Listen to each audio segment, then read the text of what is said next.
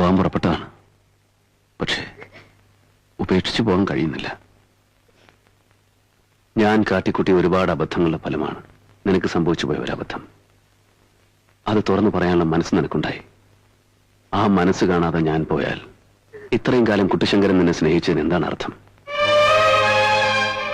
നിനക്കൊന്നും സംഭവിച്ചിട്ടില്ല. എല്ലാ പരിശുദ്ധിയോടും കൂടി നീ ഇപ്പോഴും എന്റെ മനസ്സിലുണ്ട്. എനിക്കത് മതി.